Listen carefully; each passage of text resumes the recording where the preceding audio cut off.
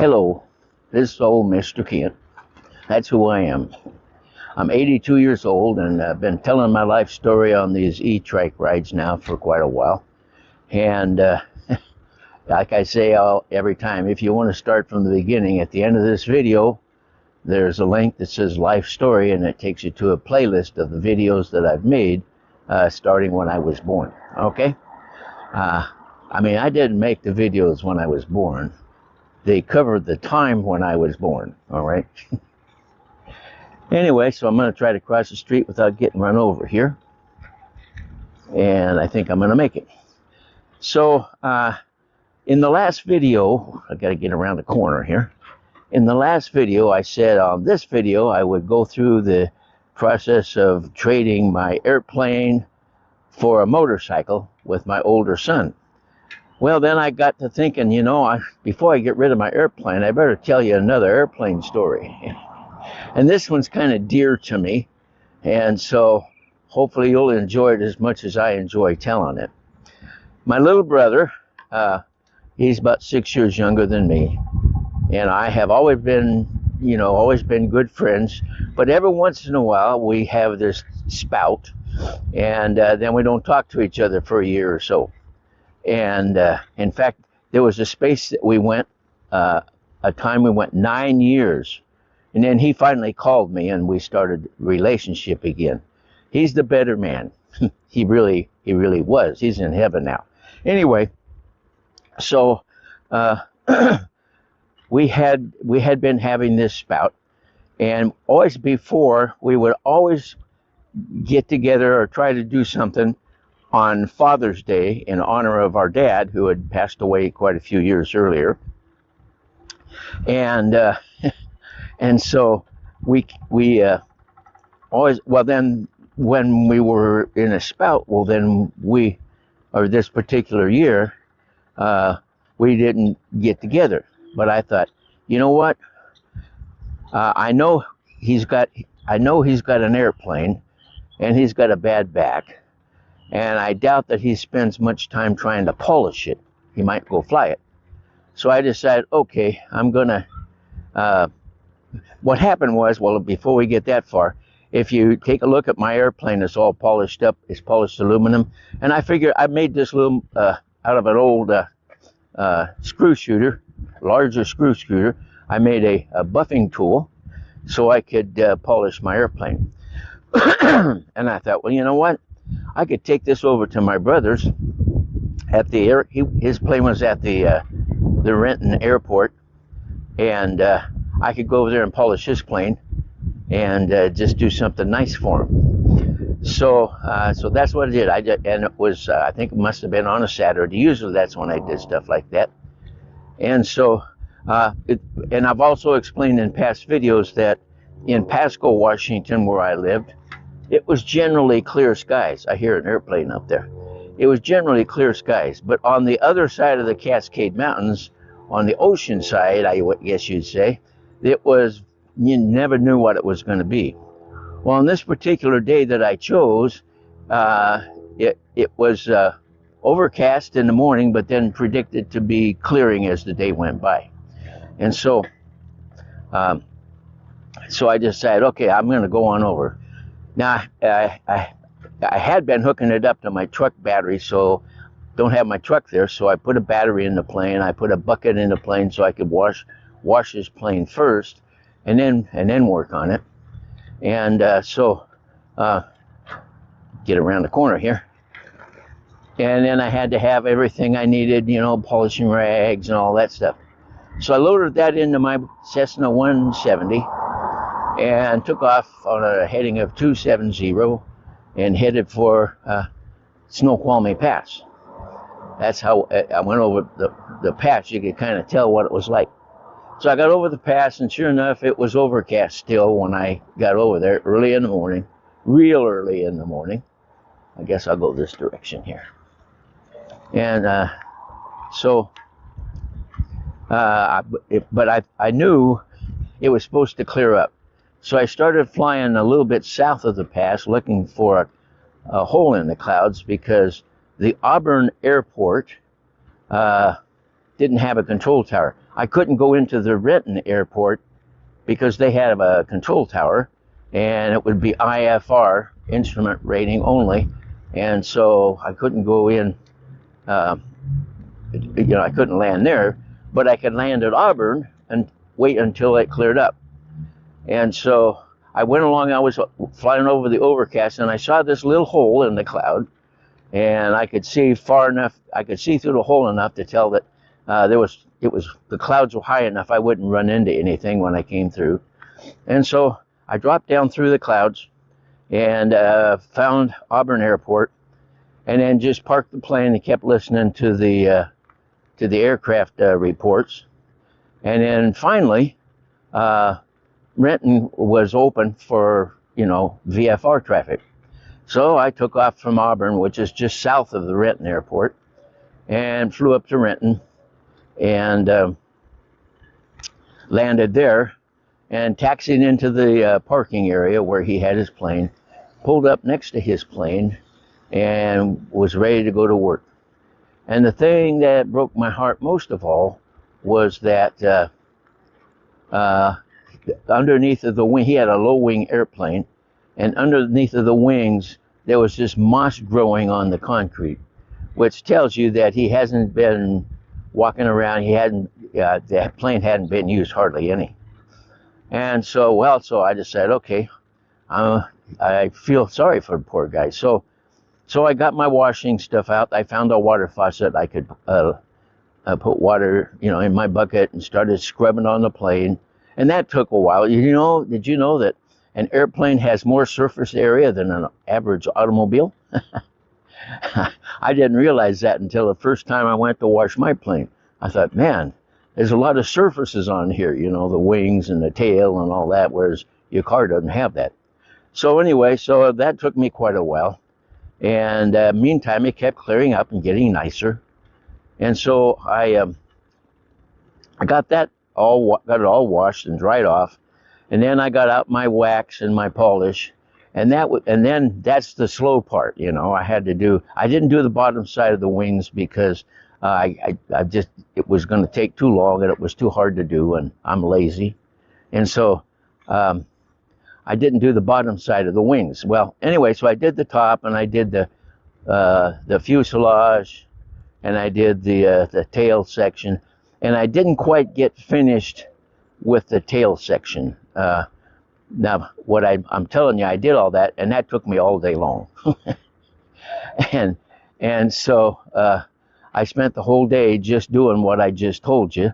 And so by the time evening came, now remember, this is Father's Day weekend, okay? By the time evening came, I was pretty tired.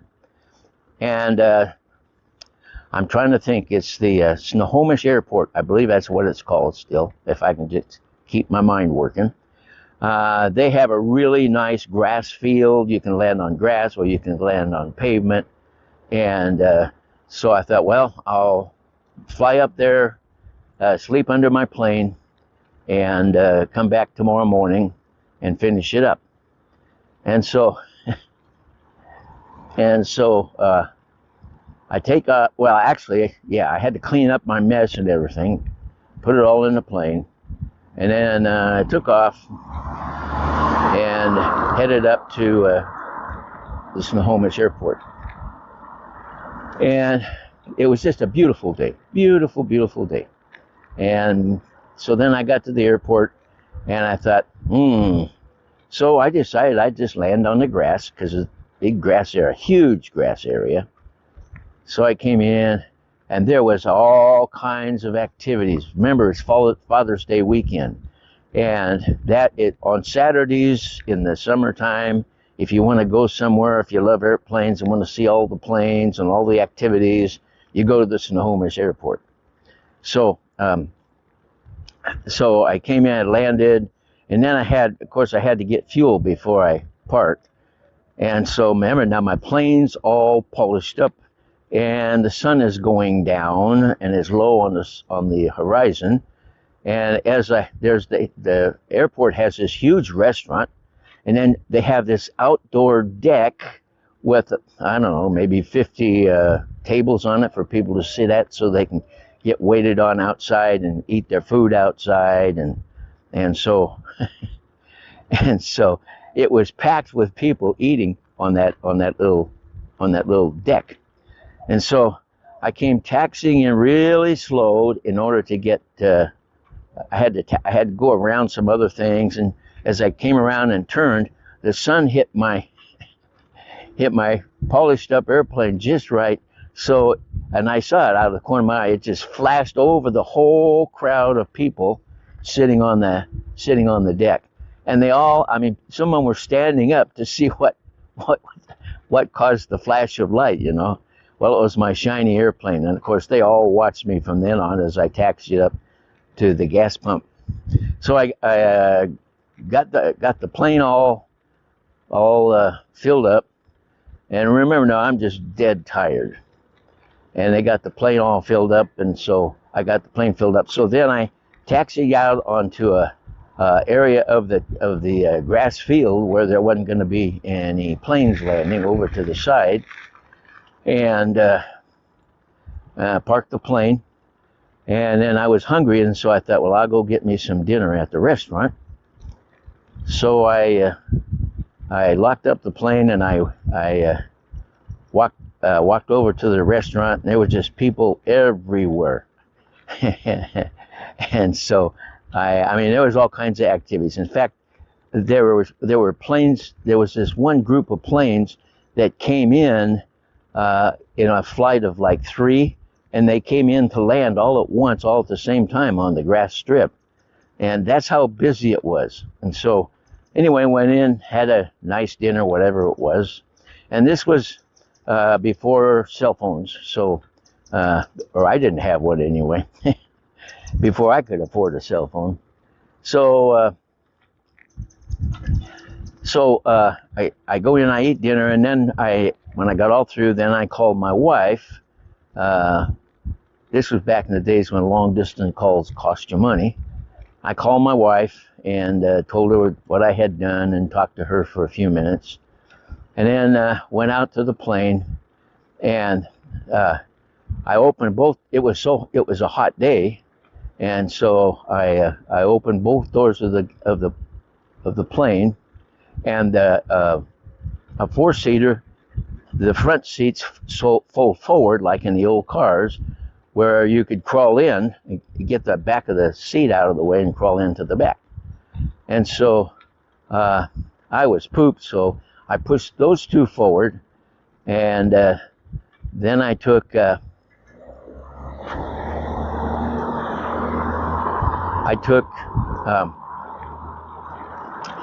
my shoes off, because they were wet from when I was, or my socks and everything, they were wet from when I was washing the plane. So they got all soaked up. So I propped my feet up on the back of those seats, leaned back in the middle of my Cessna 170, and was just enjoyed. It had been a special day. And so, and by the way, I forgot to tell you, I called my brother the day before and said I was going to come over and polish his plane. Well, obviously he never showed up. Otherwise, I forgot to tell you that part. So he never showed up the whole time that I was working on his plane. And so anyway, so I was just sitting there, both feet up on the back of the front seat.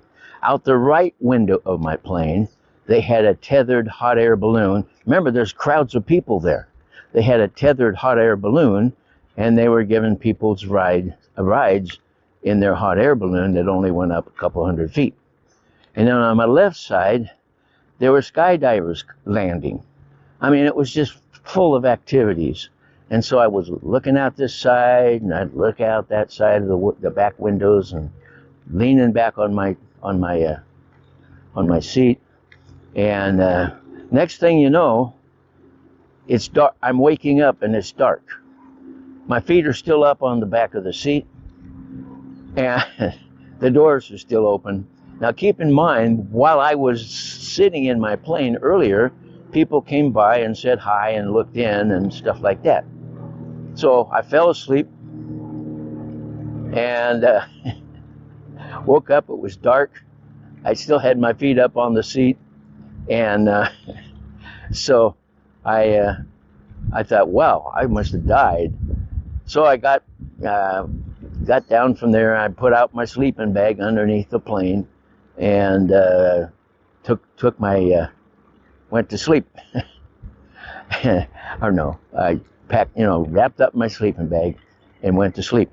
So, and middle of the night, I didn't hear anything. I was so tired that I didn't hear anything while I was sleeping. So, morning came, and now remember, this now it's Sunday morning, and I'm gonna go across the street here and go into a park. Sunday morning, and I'm thinking I'm gonna get up and go over and get some breakfast at the restaurant, because it was like 7 o'clock or something. I thought surely they're open. Well, it turns out I don't think they opened on that day. So I thought, okay, so I go back to the plane. I think, I know there's a candy bar machine back at the Renton Airport, so I should be able to get me a candy bar for breakfast. So, and by the way, there was dew all over everything, including my sleeping bag. Everything was wet from the dew. And so I got it all packed up, and I had to wipe down the windshield a whole bunch of times because the dew kept collecting. Finally got it all ready, and then took off and headed to Renton. And when I got to Renton, they hadn't opened the tower yet, so I just came in, landed, and taxied over to where my brother's plane was. And I still had to polish the tail section, not the horizontal stabilizers, but the vertical stabilizer. That needed to be done. So got my polishing stuff out and polished on that, and got that all done. Packed up my stuff. My brother never showed up. Packed up my stuff and put it in my plane and took off and left for home. And by the way, it was real clear that morning. And as I was flying home, I flew through a bunch of gliders that were or sailplanes, I guess you'd say. And they had just the perfect wind, and so they were all sailing around.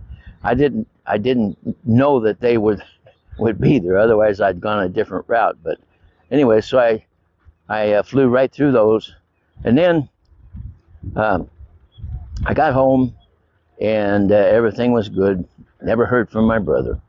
So then, the next year on Father's Day, still hadn't heard from my brother. So the next year on Father's Day, I called him up and said, I'm going to come on over and polish your plane. And he answered the phone. He said, no, he said, you come on over, but we'll spend some time together. So that kind of mended the break between us. I went over and we had a good weekend, and everything turned out good. My brother and I, we were good friends. I mean, we were always good friends. Sometimes we had our differences, but anyway, so that kind of mended our relationship that time. Took a year, but I mended it. All right, so anyway, I've talked long enough. I want to thank you for watching my videos, and God bless.